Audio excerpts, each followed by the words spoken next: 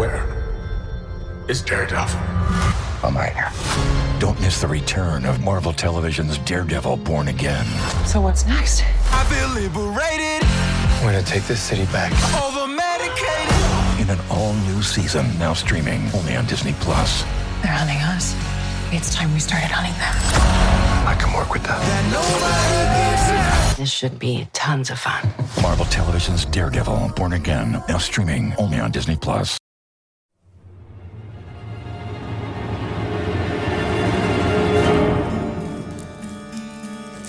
Long before the present house stood in red brick and symmetry, before the gatehouse rose with its turrets and royal arms, before the gardens were shaped and reshaped over centuries, there was already a home here. The story of Burton Agnes does not begin in the age of Elizabeth, but far earlier in the 12th century. Around 1170, a Norman manor house was established on this land by Roger de Stuteville. It was a place of authority and control, rooted in the feudal landscape of medieval Yorkshire. The original house still survives, not as a ruin, not as a memory, but standing, altered, encased and absorbed into the later estate. Its stone undercroft and great hall quietly enduring beneath layers of time. This is important, because Burton Agnes is not a house built once and left behind. It is a place that has continued. By the beginning of the 17th century, England was changing. The medieval world was fading, replaced by something more ordered, more refined. A new expression of wealth and status.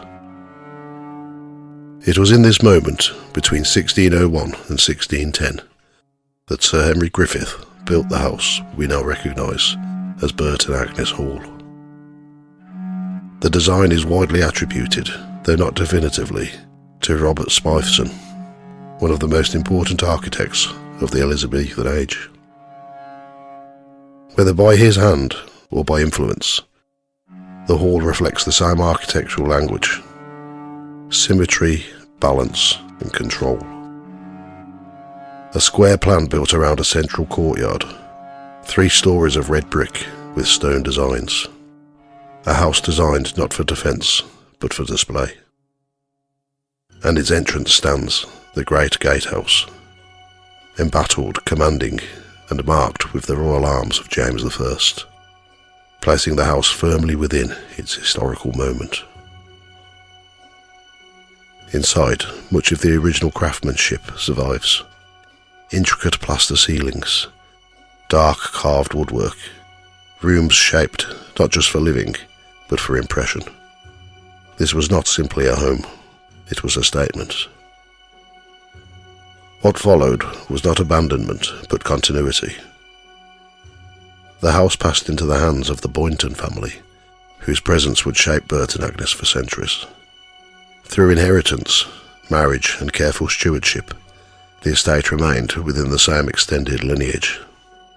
A rare continuity in a country where so many houses were lost, sold, or broken apart. The hall did not remain untouched. Windows were altered in the early 18th century. Gardens were redesigned, expanded, and sometimes returned to older forms. Approaches shifted, roads were diverted, and boundaries redefined. Yet the core of the house remained. The land surrounding Burton Agnes tells its own story. By the late 17th century, visitors described formal gardens with gravel walks, terraces and carefully shaped hedges, designs intended to keep both movement and perception. In the 18th century, the landscape evolved. A ha-ha replaced an earlier road, creating a hidden boundary between garden and park. Woodland walks were laid out. Tree planting softened the edges of the estate. By the 19th century, the grounds had become a mixture of formality and practicality. Kitchen gardens, aviaries, structured lawns and working land existed side by side. And then, like so many English estates, it changed again. In the 20th century, parts of the former landscape were lost, adapted, or reimagined. The old kitchen garden became something new, a series of themed gardens. Woodland paths were replanted. Sculptures appeared among the trees. But beyond the immediate gardens, something quieter happened. The wider parkland, once shaped and controlled, returned to agricultural use. Fields replaced formality. Boundaries softened. Only scattered clumps of trees remained to suggest what had once been carefully designed.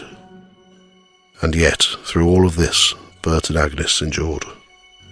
Not as a ruin, not as a relic, but as a lived-in place. A house laid with centuries of occupation, medieval foundations beneath Elizabethan ambition, Georgian alteration, Victorian addition, and modern restoration. It has been shaped, reshaped and adapted, but never abandoned. And that continuity matters, because places that are left behind often fade, but places that are lived in remember. They hold on to their past differently, more quietly, more persistently, as if the earlier lives that passed through their rooms never entirely moved on. There is nothing at first glance unusual about Burton Agnes Hall. It is beautiful, historic, and carefully preserved. But like many houses of its age, its story does not end with architecture, or ownership, or landscape. Because alongside the history, recorded, documented, and preserved, there exists another story. One that has been told within these walls for generations. A story that is less certain, less easily proven, but far harder to dismiss.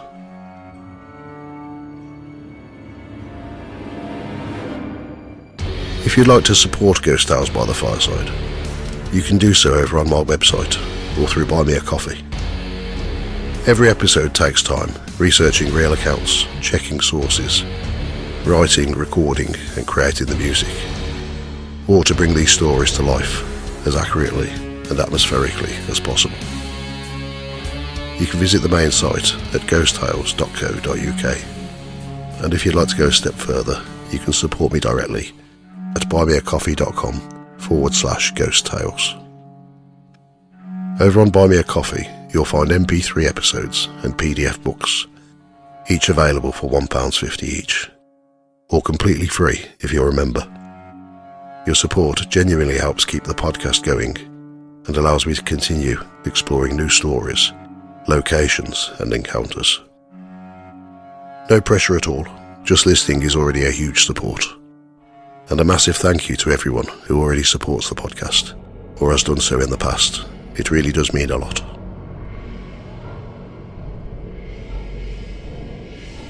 Every old house carries stories. Some can be traced, some can be proven, and some exist somewhere in between. At Burton Agnes, the most enduring of these centres on a young woman. Known today as Anne Griffith, though sometimes referred to as Catherine Anne. Even her name is uncertain. But that uncertainty is where the story begins. According to long-standing tradition within the house, Anne was one of the daughters of Sir Henry Griffith, the man who built Burton Agnes Hall in the early 17th century. But here, the historical record becomes less clear. Early family material does not consistently confirm her, in the way later accounts do. Some sources refer more broadly to the Mrs. Griffith, suggesting that the identity of the sisters may have been simplified or reshaped over time.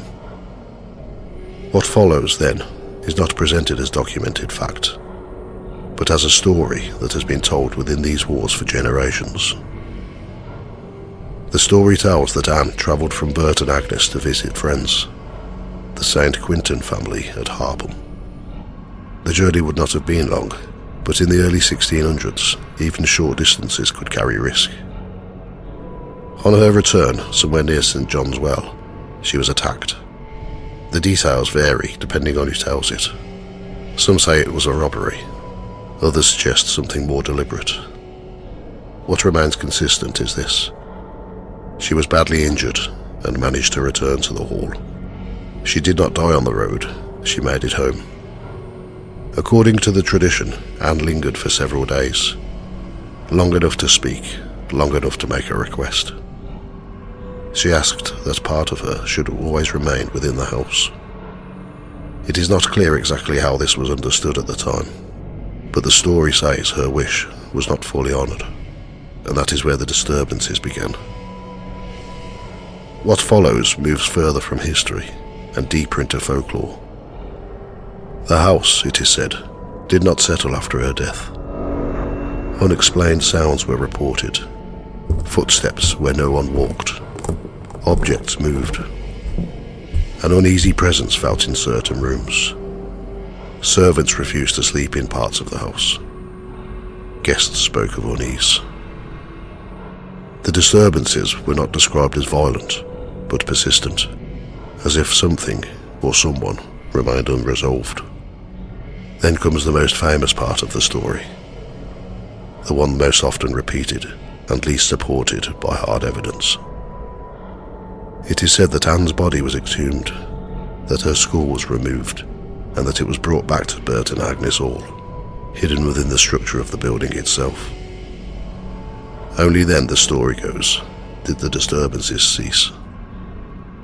There is no surviving primary record confirming this, no documented exhumation, no physical evidence publicly verified, and yet, the tradition remains firmly attached to the house. Even today, it is said that the skull has never been removed, because to do so would be to invite whatever followed the first time. If the earlier story rests on tradition, later accounts offer something more tangible. In the early 20th century, a member of the Boynton family recorded a sighting within the house. She described seeing a small, thin woman, dressed in pale or fawn-coloured clothing, moving quickly through the interior, as if passing from one room to another. Not confronting, not threatening, just present. The figure did not linger. It did not acknowledge the observer. It simply moved and was gone. This account was later included in writings associated with Lord Halifax, giving it a clearer place within the recorded ghost literature. And unlike the earlier story, this one sits closer to documentation than legend. So what are we left with? A house with deep, continuous story. A story passed down through generations, consistent in its outline, uncertain of its detail, and at least one later account that suggests something may still be seen. Not proven, not confirmed, but not easily dismissed either. Burton Agnes Hall does not present itself as a haunted place. There are no grand claims, no performances, just a story, quietly carried through time. A young woman who may have lived, who may have died, as the story says, and who, according to that same story, never truly left.